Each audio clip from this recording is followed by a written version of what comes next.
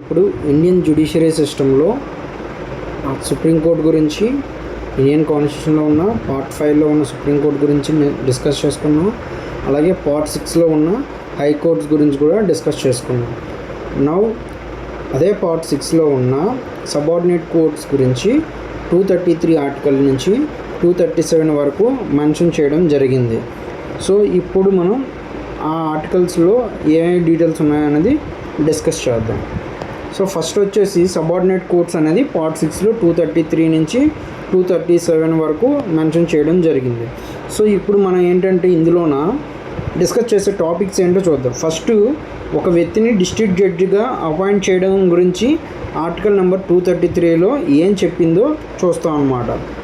తర్వాత ఈ district judges కాకుండా అదర్ జడ్జెస్ని అపాయింట్ చేయడం గురించి 234లో చెప్పడం జరిగిందనమాట. అలాగే ఈ సబార్డినేట్ కోర్ట్స్ అన్నిటిపైన ఎవరికి కంట్రోల్ ఉంటుంది, సబార్డినేట్ కోర్ట్స్ అన్నిటిపైన ఎవరు కంట్రోల్ ఉంటుంది అనే గురించి ఆర్టికల్ 235లో చెప్పబడింది అనమాట. సో ఫస్ట్ ఈ 3 టాపిక్స్ చూద్దాం.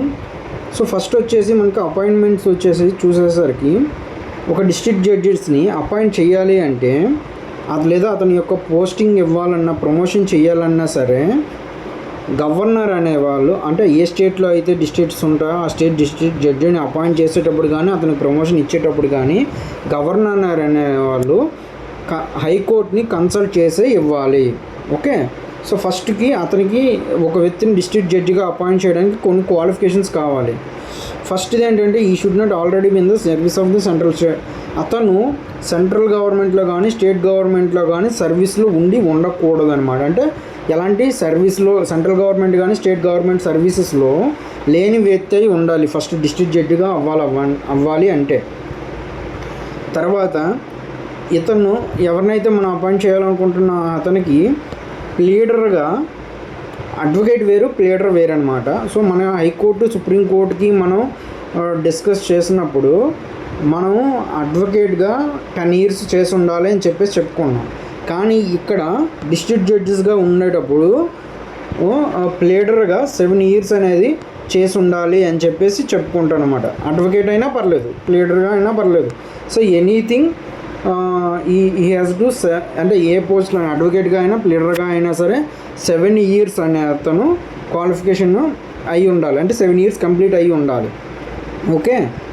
తర్వాత ఈ should be recommended by the high court for appointment. అంటే అతన్ని హైకోర్టు రికమెండేషన్ చేసి ఉండాలి. సో ఈ 3 కండిషన్ని సాటిస్ఫై చేస్తేనే మనం అతన్ని డిస్ట్రిక్ట్ జడ్జిగా అపాయింట్ చేయగలం అనమాట. సో ఇది మనకి 233లో మెన్షన్ చేయబడింది. సో అదర్ దెన్ ఇప్పుడు డిస్ట్రిక్ట్ జడ్జెస్ కాకుండా మిగిలిన జడ్జెస్ ఉంటారు కదా, సో వాళ్ళని అపాయింట్ చేయాలి అనుకుంటే అప్పుడు ఏంటి కండిషన్స్ అంటే ఫస్ట్ది ఇది 234లో మెన్షన్ చేయబడ్డాయి, ఆర్టికల్ 234లోన. సో ఎవరు అదర్ జడ్జెస్ని కూడా గవర్నరే అపాయింట్ చేస్తారు. కాకపోతే ఇక్కడ ఏంటంటే గవర్నర్ కన్సల్టేషన్ చేయాలి. ఎవరినంటే స్టేట్ పబ్లిక్ సర్వీస్ కమిషన్ని మరియు హైకోర్టుని కూడా కన్సల్టేషన్ చేసి అప్పుడు అపాయింట్మెంట్ చేస్తారు అదర్ జడ్జెస్ని. ఓకే. సో 235 ఏం చెప్తుందంటే సబార్డినేట్ కోర్ట్స్ అన్నిటికి కూడా మనకి పవర్ అంటే కంట్రోల్, సబార్డినేట్ కోర్ట్స్ని కంట్రోల్ చేసే పవర్ అంతా కూడా హైకోర్టుకి ఇవ్వబడింది. అంటే హైకోర్టులో రెస్పెక్ట్ ఏ స్టేట్లో ఉన్న హైకోర్టు ఆ కోర్టులో ఉన్న లోవర్ కోర్ట్స్ని కంట్రోల్ చేస్తాయి. ఓకే. సో ఈ ఆర్టికల్ 236లో మనకి ఇంటర్ప్రిటేషన్ గురించి చెప్పడం జరిగిందనమాట. సో ఇక్కడ ఇంటర్ప్రిటేషన్ అంటే ఏంటి అంటే, సో ఇంటర్ప్రిటేషన్ ఏంటి, డిస్ట్రిక్ట్ జడ్జెస్ గురించి మరియు జ్యుడిషియల్ సర్వీస్ గురించి మనకి ఇక్కడ ఇంటర్ప్రిటేషన్ అనేది ఇవ్వబడింది అనమాట. ఓకే. డిస్ట్రిక్ట్ జడ్జెస్గా ఎవరినెవరిని చెప్తారు, ఓకే, జ్యుడిషియల్ సర్వీస్ని ఎవరిని చెప్తారు అని చెప్పేసి మనం ఇక్కడ చూసినట్లయితే మనకి జడ్జెస్ ఆఫ్ సిటీ సివిల్ కోర్ట్స్ని కానీ, లేదా అడిషనల్ డిస్ట్రిక్ట్ జడ్జెస్ని కానీ, లేదా chief judges of small cause courts కానీ, లేదా చీఫ్ ప్రెసిడెన్సీ మెజిస్ట్రేట్ని కానీ, సెషన్స్ జడ్జెస్ని కానీ, అడిషనల్ సెషన్స్ జడ్జెస్ని కానీ, అసిస్టెంట్ సెషన్ జడ్జెస్ కానీ వీళ్ళందరినీ కూడా డిస్ట్రిక్ట్ జడ్జెస్ క్యాడర్ కింద కన్సిడర్ చేస్తారు. ఓకే. సో ఇప్పుడు వీళ్ళందరికీ కూడా బోత్ సివిల్ జ్యూరిస్డిక్షన్ ఉంటుంది, క్రిమినల్ జ్యూరిస్డిక్షన్ ఉంటుంది. ఓకే. వీళ్ళందరినీ డిస్ట్రిక్ట్ జడ్జెస్గా పిలుస్తామన్నమాట. సో ఒకవేళ జ్యుడిషియల్ సర్వీసెస్ అంటే ఏంటంటే ఇవి ఎక్స్క్లూజివ్గా పర్సన్స్ని ఎవరినైతే ఆ డిస్ట్రిక్ట్ పోస్ట్కి ఆ జడ్జికి ఎక్స్క్లూజివ్గా ఆ పర్సన్స్నే అపాయింట్ చేస్తామో వాళ్ళని జ్యుడిషియల్ సర్వీస్ మెంబర్స్ అని కూడా పిలుస్తాం అన్నమాట. ఓకే, సో ఇక్కడ సివిల్ కేసెస్లో అయితే మనం డిస్ట్రిక్ట్ జడ్జి అని పిలుస్తాము. అదే క్రిమినల్ కేసెస్లో అయితే అతన్ని సెషన్స్ జడ్జి అని పిలుస్తాం అన్నమాట.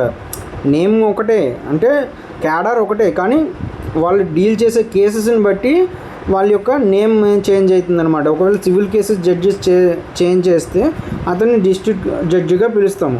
ఒకవేళ క్రిమినల్ కేసెస్ని ఎక్కువగా డీల్ చేసే జడ్జి అయితే ఆయన్ని సెషన్స్ జడ్జిగా పిలుస్తాం అనమాట. So both judicial and administration powers అనేవి వీళ్ళకి ఇవ్వబడతాయి. ఈ డిస్ట్రిక్ట్ జడ్జి దగ్గర జ్యుడిషియల్ పవర్స్ ఉంటాయి, అడ్మినిస్ట్రేషన్ పవర్స్ ఉంటాయి. అలాగే సూపర్వైజరీ జ్యుడిషియక్షన్ కూడా ఉంటుంది. అంటే ఏదైతే డిస్ట్రిక్ట్ కోర్టు ఉంటుందో దానికన్నా ఇంకా లోవర్ కోర్ట్స్ ఉంటాయి కదా, అంటే మున్సిఫ్ కోర్ట్స్ అని ఇలా ఉంటాయి కదా మన మండలాల్లో. సో అలాంటి కోర్ట్స్లో మనకి ఈ సూపర్వైజరీ జ్యుడిషియక్షన్ అనేది ఈ డిస్ట్రిక్ట్ కోర్టు అనేది చలాయిస్తుంది అనమాట. సో ఇప్పుడు మనకి వీళ్ళ యొక్క పవర్స్ని కానీ చూసినట్లయితే, సెషన్స్ జడ్జి యొక్క పవర్స్ని కానీ చూసినట్లయితే మనకి ఈయనకి power to impose any sentence including capital punishment, life imprisonment కూడా ఇచ్చే పవరు సెషన్స్ జడ్జెస్గా ఉంటుందన్నమాట. అయితే ఈయన చీఫ్ జ్యుడిషియల్ మెజిస్ట్రేట్గా చీఫ్ జ్యుడిషియల్ మెజిస్ట్రేట్కి అయితే ఓన్లీ అప్ టు 7 years మాత్రమే పనిష్మెంట్ ఇచ్చే ఛాన్స్ ఉంటుంది. ఓకే, ఒకవేళ జ్యుడిషియల్ మెజిస్ట్రేట్గా అయితే ఈయనకి అప్ టు 3 years మాత్రమే పనిష్మెంట్ ఇచ్చి ఉంటుంది. అంటే ఇక్కడ ఏంటంటే దీని అర్థం, ఒక సెషన్స్ జడ్జి ఉన్నారనుకోండి, ఆయనకి ఎనీ పవర్ అంటే ఎనీ సెంటెన్స్ అంటే 3 years, 5 years, 7 years, life imprisonment, capital punishment ఇలా ఏదైనా ఇచ్చే పవరు ఉంటుందన్నమాట క్రిమినల్ కేసెస్ విషయంలో. అలాగే చీఫ్ జ్యుడిషియల్ మెజిస్ట్రేట్ ఉన్నారనుకోండి, ఆయనకి మ్యాక్సిమం 7 years వరకు మాత్రమే పనిష్మెంట్ ఇవ్వగలరనమాట. సో లైఫ్ ఇంప్రిజన్మెంట్ కానీ క్యాపిటల్ పనిష్మెంట్ కానీ చీఫ్ జ్యుడిషియల్ మెజిస్ట్రేట్ ఇవ్వలేరనమాట. ఓకే, నెక్స్ట్ జ్యుడిషియల్ మెజిస్ట్రేట్ ఎవరైతే ఉంటారో వాళ్ళు మ్యాక్సిమం 3 years మాత్రం పనిష్మెంట్ ఇవ్వగలరు అనమాట. అంటే 7 years ఇవ్వలేరు, లైఫ్ ఇంప్రిజన్మెంట్ ఇవ్వలేరు, క్యాపిటల్ పనిష్మెంట్ ఇవ్వలేరు అనమాట. సో మనం ఇక్కడ ఇవి మనం ఇవన్నీ కూడా మనకి ఆర్టికల్ 236లో మెన్షన్ చేయబడ్డాయి అనమాట. సో ఒకవేళ 237లో మనకి ఏం చెప్పబడ్డాయంటే, సో కొన్ని అప్లికేషన్స్ అనేది అంటే మనం ఏదైతే 236లో మనం చెప్పుకున్నామో అవి కొన్ని మెజిస్ట్రేట్స్కి అప్లై అవుతాయి అని చెప్పాలంటే ఎవరు చెప్తారంటే గవర్నరే చెప్తారనమాట. అంటే ఈ ఇంటర్ప్రిటేషన్స్ ఏవైతే ఉన్నాయో అవి ఏ మెజిస్ట్రేట్స్కి అప్లై అవుతాయి లేదా అని చెప్పేసి ఎవరు చెప్తారంటే గవర్నర్ చెప్తారనమాట. ఓకే, సో ఇక్కడ మనకి జ్యుడిషియల్ స్ట్రక్చర్ అనేది ప్రతి స్టేట్లో ఇలా ఉంటుందని చెప్పలేము, కానీ మోస్ట్లీ 90% ఆఫ్ కోర్ట్స్ అంటే ప్రతి స్టేట్లో కూడా ఇదే స్ట్రక్చర్ని ఫాలో అవుతాయన్నమాట. ఫస్ట్ స్టేట్ లెవెల్లో హైకోర్టు ఉంటుంది. తర్వాత మనకి డిస్ట్రిక్ట్ కోర్టు కానీ సెషన్స్ కోర్టు కానీ ఉంటాయి. ఓకే, ఆ తర్వాత సివిల్ సైడ్లో చూసుకున్నట్లయితే సబార్డినేట్ కోర్టు ఉంటుంది, మున్సిఫ్ కోర్టు అంటాం అనమాట. అదే క్రిమినల్ సైడ్ చూసుకున్నట్లయితే చీఫ్ జ్యుడిషియల్ మెజిస్ట్రేట్ కోర్టు ఉంటుంది, జ్యుడిషియల్ మెజిస్ట్రేట్ కోర్టు ఉంటుంది. సో ఇక్కడ ఈ జ్యుడిషియల్ మెజిస్ట్రేట్కి మ్యాక్సిమం 3 years ఇంప్రిజన్మెంట్ ఇచ్చే ఛాన్స్ ఉంటుంది, పవర్ ఉంటుంది. అంతకన్నా ఎక్కువ ఇవ్వలేరు అనమాట. సో ఒకవేళ ఏదైనా కేసు ఇన్వాల్వ్ అయ్యిందంటే అంటే మోర్ దెన్ 7 years పనిష్మెంట్ ఇవ్వాల్సిన కేసును కానీ ఈ జ్యుడిషియల్ మెజిస్ట్రేట్ డీల్ చేయకూడదు అనమాట. అప్పుడు ఆ కేసుని చీఫ్ జ్యుడిషియల్ మెజిస్ట్రేట్కి పంపిస్తారనమాట. సో ఒకవేళ ఇక్కడ మోర్ దెన్ 7 years కన్నా ఎక్కువ అంటే లైఫ్ ఇంప్రిజన్మెంట్ ఇచ్చే కేసు కానీ లేదు అంటే క్యాపిటల్ పనిష్మెంట్ ఇచ్చే కేసు కానీ ఈ చీఫ్ జ్యుడిషియల్ మెజిస్ట్రేట్ దగ్గర కాకుండా ఈ డిస్ట్రిక్ట్ కానీ సెషన్ జడ్జెస్ కోర్టు దగ్గరికి కానీ వెళ్తుందనమాట. సివిల్ కోర్టులో అయితే డిస్ట్రిక్ట్ కోర్ట్ అంటాము, క్రిమినల్ కోర్ట్ అయితే సెషన్స్ కోర్ట్ అంటాం అనమాట. ఇది మనకి ఉన్న క్లాసిఫికేషన్. సో మోస్ట్లీ అన్ని స్టేట్స్లో కూడా ఇదే పద్ధతిని ఫాలో అవుతారు సబార్డినేట్ కోర్ట్స్లో. సో మనకి మనకి కాన్స్టిట్యూషన్లో మెన్షన్ చేసిన కోర్ట్స్లో టైప్స్ ఆఫ్ కోర్ట్స్లో ఇండియన్ జ్యుడిషియరీలో మనం ఏమేమి చెప్పుకున్నాం, సుప్రీం కోర్ట్ అనేది Part 5లోన, హైకోర్టు అనేది అండ్ సబార్డినేట్ కోర్ట్స్ గురించి Part 6లో మెన్షన్ చేయబడ్డాయి. ఇవి కాకుండా కొన్ని అదర్ కోర్ట్స్ ఉన్నాయి, వాటినే మనం ట్రిబ్యునల్స్ అంటాం అనమాట. సో ఈ ట్రిబ్యునల్స్ అనేవి మనకి Part 14A చెప్పబడ్డాయి అన్నమాట. సో ఈ పార్ట్ 14Aలో 323A మరియు 323B అని 2 సెక్షన్లు యాడ్ చేయడం జరిగిందనమాట. సో ఇవి ఇనిషియల్లీ ఒరిజినల్గా కాన్స్టిట్యూషన్లో లేదు, ఈ కాన్స్టిట్యూషన్లో లేవు. సో వీటిని ఎప్పుడు యాడ్ చేయడం జరిగిందంటే 42nd కాన్స్టిట్యూషన్ అమెండ్మెంట్ చేసి 1976లో ఇందిరా గాంధీ గవర్నమెంట్ ఉండేటప్పుడు వీటిని యాడ్ చేయడం జరిగిందనమాట. సో ఈ పార్ట్ 4A ఏంటి అంటే 2 రకాల ట్రిబ్యునల్స్ గురించి మాట్లాడుతుంది అనమాట. ఒకటి కంప్లీట్గా అడ్మినిస్ట్రేషన్ ట్రిబ్యునల్స్ గురించి మాట్లాడుతుంది. సో దీనికోసం ఏంటంటే 1985లో ఒక యాక్ట్ని కూడా తీసుకొచ్చారంట అన్నమాట. అడ్మినిస్ట్రేషన్ ట్రిబ్యునల్ యాక్ట్ అని 1985లో తీసుకొచ్చారు. అదేవిధంగా 323B అని ఇంకో సెక్షన్ యాడ్ చేశారు. అందులో ఏంటంటే అడ్మినిస్ట్రేషన్ మ్యాటర్స్ కాకుండా మిగతా మ్యాటర్స్ సంబంధించినంత వరకు ట్రిబ్యునల్స్ని అపాయింట్ చేసుకోవచ్చు అనమాట. అంటే ట్రిబ్యునల్స్ అంటే ఫస్ట్ ఆఫ్ ఆల్ ఏంటి అంటే ఇవి కూడా one type of special courts అనమాట. ఇవేం చేస్తాయంటే ఇప్పుడు మనకి కొన్ని కేసులు అన్ని కేసులు కూడా హైకోర్టుకి వెళ్తే ఏమవుతుందంటే కేసెస్ అనేవి పెండింగ్ అయిపోయి బ్యాక్లాగ్స్ అయిపోతున్నాయి. సో అని చెప్పేసి కొన్ని స్పెసిఫిక్ పర్పస్ ఉండే కేసెస్ అన్నిట్లు కూడా ఒక ట్రిబ్యునల్ని ఏర్పాటు చేస్తే ఆ ట్రిబ్యునల్ ఆ కేసుకు సంబంధించిన కేసులన్నింటినీ కూడా చూస్తుంది అని చెప్పేసి పెట్టిందనమాట. సో ఇప్పుడు మనకి సెంట్రల్ గవర్నమెంట్ ఎంప్లాయీలు ఉన్నారు, వాళ్ళకి సంబంధించిన కేసులు చాలా ఉంటాయి. అలాగే స్టేట్ గవర్నమెంట్ సంబంధించిన కేసులు చాలా ఉంటాయి, ఎంప్లాయీలకు సంబంధించిన కేసులు. సో ఇలాంటి అడ్మినిస్ట్రేషన్ పరంగా వచ్చే కేసెస్ అన్నిటిలో కూడా డీల్ చేయడానికి తీసుకొచ్చిందే ఈ సెంట్రల్ అడ్మినిస్ట్రేషన్ ట్రిబ్యునల్స్ అనమాట, క్యాట్ అంటాం దాన్నే. సో ఈ సెంట్రల్ అడ్మినిస్ట్రేషన్ ట్రిబ్యునల్స్లో మనకి మొత్తం 12 బెంచెస్ ఉన్నాయన్నమాట. సో ఈ 12 బెంచెస్ కూడా ఓవరాల్గా సెంట్రల్ గవర్నమెంట్ ఎంప్లాయీ యొక్క కేసెస్ అన్నిటిని కూడా డీల్ చేయడం జరుగుతుందన్నమాట. సో మనం ఫస్ట్ వచ్చేసి వాటిని చూసినట్లయితే క్యాట్ గురించి చూసినట్లయితే క్యాట్కి కొన్ని ఒరిజినల్ జ్యూరిస్డిక్షన్ ఉంటాయి, కొన్ని క్యాట్కి అప్లికబుల్ కాదు అని ఉంటాయన్నమాట. So first of all original jurisdiction ఏమేమో చూద్దాం.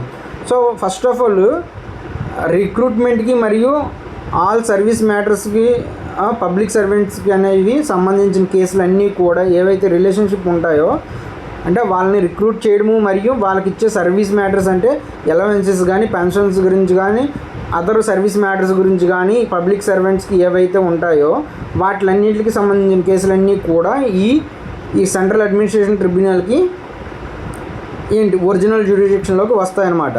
ఇవి కాకుండా సెంట్రల్ ఎంప్లాయీలే కాకుండా ఆల్ ఇండియా సర్వీస్లో ఉంటారు కదా, అంటే ఐఏఎస్లు, ఐపీఎస్లు మరియు ఫారెస్ట్ సర్వీస్ వీళ్ళు కూడా వస్తారనమాట ఒరిజినల్ జ్యూరిస్డిక్షన్లోకి. అలాగే సెంట్రల్ సర్వీసెస్ అంటే ఇప్పుడు సిఆర్పిఎఫ్, బిఎస్ఎఫ్, ఆర్మీ, నెక్స్ట్ వచ్చేసి మనం చెప్పుకుంటే ఆర్పిఎఫ్ వాళ్ళు, రైల్వేస్ వాళ్ళు, ఇవన్నీ కూడా సెంట్రల్ సర్వీస్ కదా, పోస్టల్ సర్వీస్ వాళ్ళు. సో ఇవన్నీ సెంట్రల్ గవర్నమెంట్ కాబట్టి అది కూడా ఒరిజినల్ జ్యూరిస్డిక్షన్లోకే వస్తుంది. అలాగే ఇప్పుడు మన ఆర్మీ, నేవీ, ఎయిర్ ఫోర్స్ వీటిల్లో మనకి 2 రకాల సర్వీసులు ఉంటాయి. ఒకటి సివిల్ సర్వీస్ ఉంటుంది, ఇంకోటి కాంబాట్ సర్వీసులు అంటాం అనమాట. సో సివిల్ సర్వీస్ పోస్ట్ అన్నికి సంబంధించిన కేసులు కూడా మనకి క్యాట్ డీల్ చేస్తూ ఉంటుంది అనమాట. ఓకే, అయితే ఇప్పుడు సెంట్రల్ అడ్మినిస్ట్రేషన్ ట్రిబ్యునల్స్కి అప్లికబుల్ కాని కేసులు ఏవి అని చెప్పేసి చెప్తాను. చూస్తే మనకి డిఫెన్స్ మెంబర్స్ అని చెప్పుకున్నాం, అదే ఇప్పుడే చెప్పుకున్నాం కదా, ఆర్మీ, నేవీ, ఎయిర్ ఫోర్స్లో సివిల్ పోస్టులు ఉంటాయి, డిఫెన్స్ పోస్టులు ఉంటాయి, అంటే కాంబాక్ట్లో డైరెక్ట్గా పాల్గొనే వాళ్ళు అనమాట. సో వాళ్ళకి సంబంధించిన కేసులు ఏవి కూడా క్యాట్ వాళ్ళకు రావు అనమాట. అలాగే సుప్రీంకోర్టు యొక్క ఆఫీసులో ఉన్న మెంబర్స్ లేదా సర్వెంట్స్ కూడా క్యాట్లోకి రారనమాట. అలాగే పార్లమెంట్ యొక్క సెక్రటేరియట్లో ఉండే స్టాఫ్ ఉంటారు కదా, వాళ్ళు కూడా సెంట్రల్ గవర్నమెంట్ క్యాట్లోకి రారనమాట. సో వీళ్ళు తప్పించి మిగతా అన్ని సెంట్రల్ గవర్నమెంట్ ఎంప్లాయీలకు కూడా ఇవి వర్తిస్తుంది క్యాట్ అంటే సెంట్రల్ అడ్మినిస్ట్రేషన్ ట్రిబ్యునల్ అనమాట. సో ఇవి మొత్తం ఓవరాల్గా మన ఇండియాలో మొత్తం 12 బెంచెస్ ఉన్నాయన్నమాట. అంటే 12 ఏరియాల్లో ఈ బెంచెస్ ఏర్పాటు చేసి ఫాస్ట్ ట్రాక్ కేసుని డిస్పోజ్ చేస్తున్నారనమాట. అయితే క్యాట్లో ఉండే మెంబర్స్కి యొక్క కంపోజిషన్ ఎలా ఉందో అన్నది ఇప్పుడు మనం చూద్దాం. అంటే ఇప్పుడు మనకి ఓవరాల్గా క్యాట్ అనేది ఒక మల్టీ మెంబర్ బాడీ అనమాట. అంటే ఎక్కువ మంది, అంటే మల్టీ మెంబర్ అంటే ఏంటి, మోర్ దెన్ 2 people, అంటే 1 people కన్నా ఎక్కువ ఉండదని మనం మల్టీ మెంబర్ అనే అంటాం. సో ఓవరాల్గా మనకి ఇక్కడ ఎంతమంది ఉంటారంటే వీళ్ళకి ఒక చైర్మన్ మరియు ప్రజెంట్ ఒక చైర్మన్ మరియు అదర్ మెంబర్స్ 69 మెంబర్స్ ఉన్నాయన్నమాట. ఈ 69 మెంబర్స్ కూడా ఇది ఏంటి అంటే క్యాట్ అంటే ఏంటి, ఒక కోర్టే, కానీ ఇది అడ్మినిస్ట్రేటివ్ సంబంధించిన కోర్టు. సో ఇక్కడ ఏంటంటే రెండు వైపుల నుంచి మెంబర్స్ ఉంటారనమాట. 69 మెంబర్స్ కూడా జ్యుడిషియల్ స్టాఫ్ ఉంటారు, అలాగే అడ్మినిస్ట్రేషన్ స్టాఫ్ ఉంటారనమాట. సో అప్పుడు అక్కడ ఉన్న టెక్నికాలిటీ అనేది ఇద్దరికి అండర్స్టాండింగ్ వచ్చేసి జడ్జిమెంట్స్ ఇవ్వడానికి ఈజీగా ఉంటుంది కాబట్టి. సో చైర్మన్ ఎంతవరకు ఉంటారు అంటే ఆఫీసులోనే అపాయింట్ అయిన తర్వాత అతనికి అపాయింటింగ్ డేట్ నుంచి 4 years అనేది టర్మ్ అనమాట. సో 4 years లోపు అతను కానీ 70 yearsని రీచ్ అయిపోతే అతను రిటైర్ అయిపోతారు. ఒకవేళ రీచ్ అవ్వకపోతే అతను 4 years మాత్రమే ఉంటారు. 4 years తర్వాత అతను రిటైర్ అయిపోతారు. సో ఇది చైర్మన్ యొక్క పొజిషన్. ఇప్పుడు అదే అదర్ మెంబర్స్ ఏంటంటే అదర్ మెంబర్స్కి కూడా 4 years టర్మ్ ఉంటుంది అపాయింటింగ్ డేట్ నుంచి, కానీ వాళ్ళకి ఎవరికైనా 67 years రీచ్ అయిపోతే వాళ్ళు రిటైర్ అయిపోతారనమాట. సో ఇది మల్టీ మెంబర్స్ కంపోజిషన్ అనేది క్యాట్లో ఎలా ఉంటుందని. అయితే మనకి హైకోర్టుకి కానీ సుప్రీంకోర్టుకి కానీ మనం జడ్జెస్ని అపాయింట్ చేసేటప్పుడు మనకు మినిమం ఏజెస్ అనేది చెప్పలేదు, కానీ క్యాట్లో మినిమం ఏజ్ చెప్పారనమాట. ఎంత అంటే మినిమం క్యాట్లో నువ్వు మెంబర్గా అపాయింట్ చేయబడాలి అంటే నీకు మినిమం 50 years అనేది వచ్చి ఉండాలి అని చెప్పేసి. అలాగే వీళ్ళ యొక్క అపాయింట్మెంట్ ఎవరు చేస్తారంటే దీనికి మనకి ఒక సెర్చ్ కమ్ సెలక్షన్ కమిటీ అని ఒక కమిటీని అపాయింట్ చేసి ఆ కమిటీ వాళ్ళు కొంత మెంబర్స్ని చీఫ్ జస్టిస్ ఆఫ్ ఇండియాకి అపాయింట్ చేస్తారు. Okay, chief justice of India కానీ జడ్జ్ ఆఫ్ సుప్రీం కోర్టుకి కానీ హెడ్గా ఉండి అపాయింట్ చేసి ఆ కమిటీ రికమెండేషన్ దాన్ని బట్టి వీళ్ళని అపాయింట్ చేస్తారన్నమాట. సో ఇక్కడ జస్టిస్ ఏంటంటే ఇప్పుడు మనకి హైకోర్టులో కానీ సుప్రీంకోర్టులో కానీ డిస్ట్రిక్ట్ కోర్ట్స్లో కానీ మనకి ఏంటంటే ఫస్ట్ ఆఫ్ ఆల్ మనకి క్రిమినల్ ప్రొసీజర్ ప్రకారము లేకపోతే ఇండియన్ పీనల్ కోడ్ ప్రకారము కానీ మనకి లాస్ అనేది ఫాలో అయ్యి జడ్జిమెంట్స్ ఇవ్వడం జరుగుతుంది. కానీ క్యాట్లో ఏంటంటే ఫస్ట్ ప్రయారిటీ దేనికి ఇస్తారంటే అక్కడ న్యాచురల్ జస్టిస్ ఉంటుందన్నమాట. సో న్యాచురల్గా అక్కడ జస్టిస్ అనేది పాసిబిలిటీ ఇవ్వడానికి అంటే సిఆర్పిసిలో లేదు ఐపీఎస్లో లేదు అని కాకుండా అక్కడ జస్టిస్ ఎలా జరుగుతుందని ఆలోచించడం జరుగుతుందన్నమాట.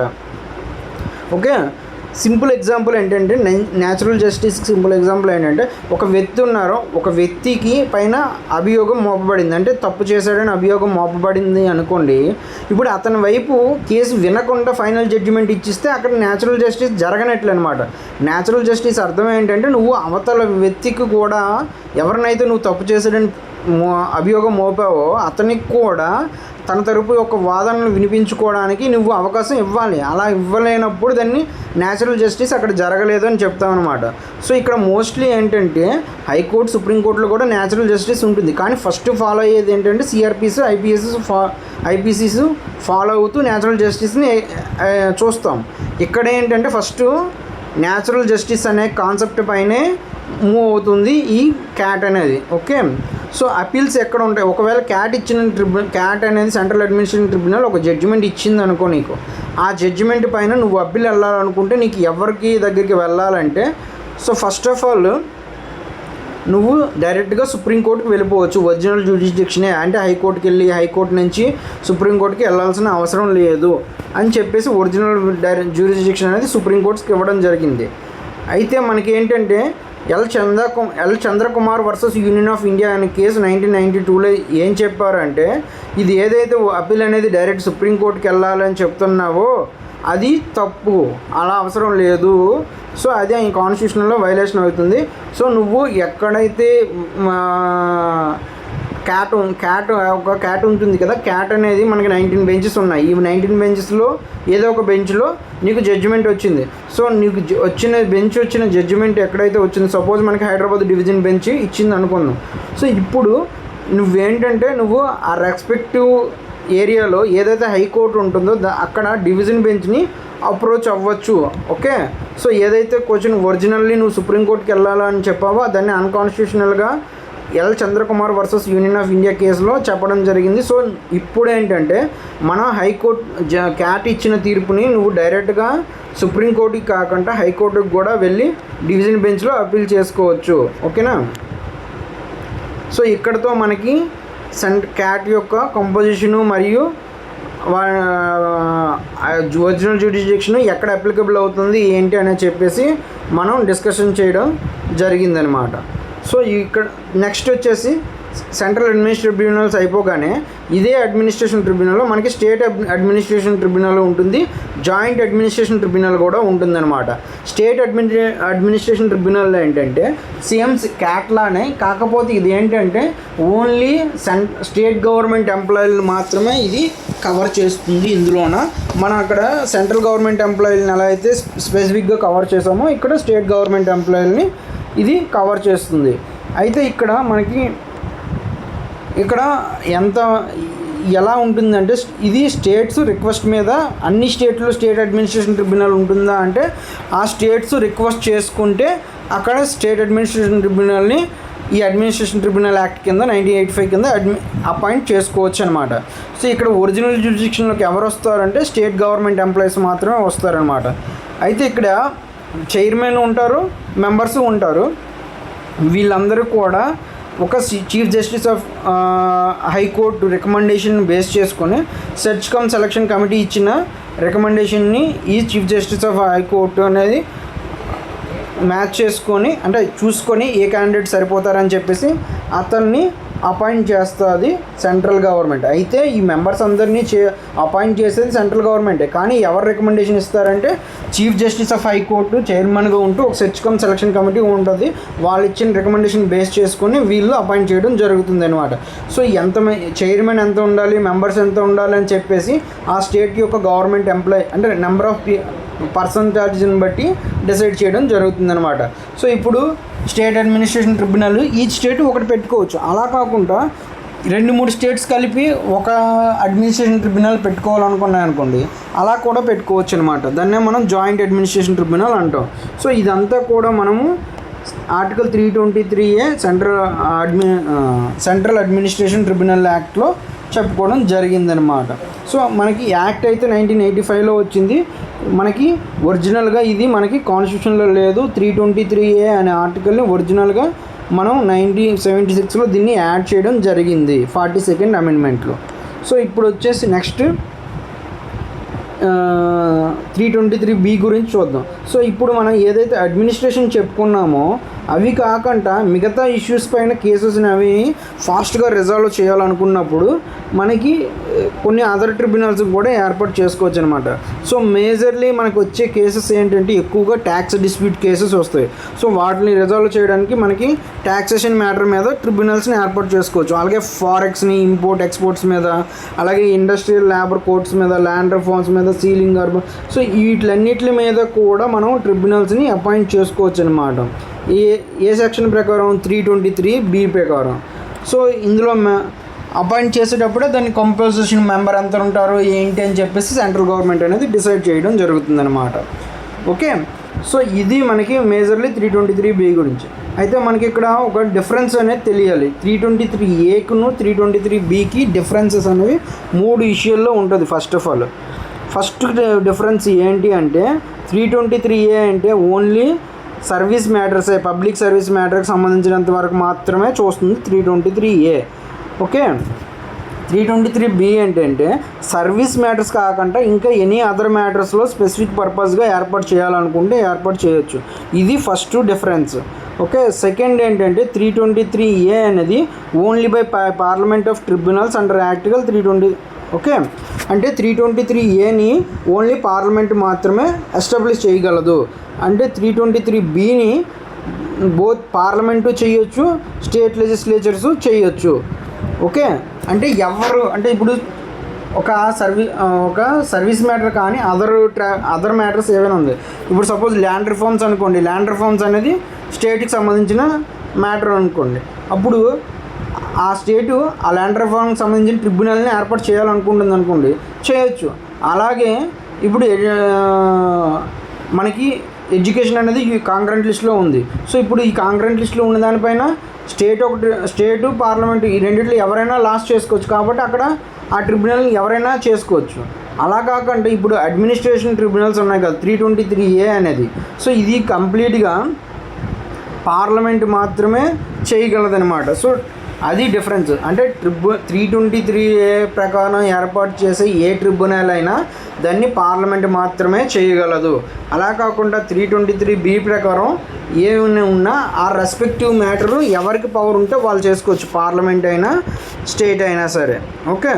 సో థర్డ్ కండిషన్ ఏంటంటే ఆర్టికల్ 323Aలో ఏంటంటే centre only one tribunal for the centre and one for each state, 2 or more state may be established. There is no question of hierarchy in the tribunals whereas. And ఇప్పుడు చూడండి మనకి 323Aలో okay మనకి only one tribunal అంటే సెంటర్కి ఒక tribunal, స్టేట్కి ఒక ట్రిబ్యునల్, ఒక స్టేట్కి ఒక ట్రిబ్యునల్ లేదా 2-3 కలిపి ఒక జాయింట్ ట్రిబ్యునల్ ఏర్పాటు చేసుకోవచ్చు కదా. అయితే ఈ మూడిట్లో ఒకటి పెద్దది ఒకటి చిన్నది అని ఏమి ఉండదన్నమాట. అన్నీ కూడా ఆ రెస్పెక్టెడ్ ఫీల్డ్స్లో అవి ఈక్వల్ ఇంపార్టెన్స్ని కలిగి ఉంటాయి. సో ఇక్కడ హైరార్కీ ఏమీ ఉండదన్నమాట. సో మనకి సెంట్రల్ అడ్మినిస్ట్రేటివ్ ట్రిబ్యునల్ ఒకటే, కానీ దాని యొక్క బెంచెస్ 19 అనమాట. సో 19 కోర్ట్స్ కింద కన్సిడర్ చేసుకోకూడదు. మనకు మొత్తం ట్రిబ్యునల్ 19 ఉంటే ఒకటే ట్రిబ్యునల్, అందులో బెంచెస్ అనేవి 19 అనమాట, డివిజన్ బెంచెస్ అంటాము. ఓకే. సో అలాగే 323B ప్రకారం కానీ మనం ట్రిబ్యునల్స్ ఏర్పాటు చేసేటప్పుడు వాటిల్లో హైరార్కీని క్రియేట్ చేసుకోవచ్చు అనమాట. సో ఇది మేజర్ డిఫరెన్సెస్. సో ఇక్కడతో మనకి Indian judiciary as per constitution ప్రకారం ఉన్న కోర్ట్స్ని డిస్కస్ చేయడం జరిగింది. ఒకసారి మళ్ళీ రివిజన్ చేస్తున్నాను. Okay final. ఇప్పుడు మనకి ఇండియన్ జ్యుడిషియరీలో మనకి 4 types ఆఫ్ కోర్ట్స్ గురించి డిస్కస్ చేస్తాము కాన్స్టిట్యూషన్లో ఉన్నవి. సో ఫస్ట్ పార్ట్ 5లో మనకి సుప్రీం కోర్ట్ గురించి మెన్షన్ చేయడం జరిగింది. పార్ట్ 6లో హైకోర్టు గురించి మెన్షన్ చేయడం జరిగింది. అదే పార్ట్ 6లో సబార్డినేట్ కోర్ట్స్ గురించి కూడా మెన్షన్ చేయడం జరిగింది అనమాట. సో ఇవి కాకుండా ట్రిబ్యునల్స్ అని మనకి ఒరిజినల్గా లేకపోయినప్పటికీ కూడా 42nd అమెండ్మెంట్ ద్వారా 1976లో మనకి సెంట్రల్ అడ్మినిస్ట్రేషన్ ట్రిబ్యునల్స్ అనేవి ఏర్పాటు చేయడం జరిగింది 323Aలోన. అదర్ ట్రిబ్యునల్స్ ఏర్పాటు చేయడం జరిగింది 323Bలోన. సో అయితే ఇక్కడతో మనకి ఇండియన్ జ్యుడిషియరీ సిస్టమ్ కంప్లీట్ అయిపోయినట్లే కాన్స్టిట్యూషన్ ప్రకారం. కానీ ఇవి కాకుండా కొన్ని లోక్ అదాలత్స్ అని చెప్పేసి అదర్ కోర్ట్స్, కన్జ్యూమర్ కోర్ట్స్ అని చెప్పేసి మనకి కమర్షియల్ కోర్ట్స్ ఇవి ఉంటాయి కదా. ఇలాంటి మిస్లీనియస్ టాపిక్స్ అన్నీ కూడా నెక్స్ట్ వీడియోస్లో డిస్కస్ చేసుకుందాం.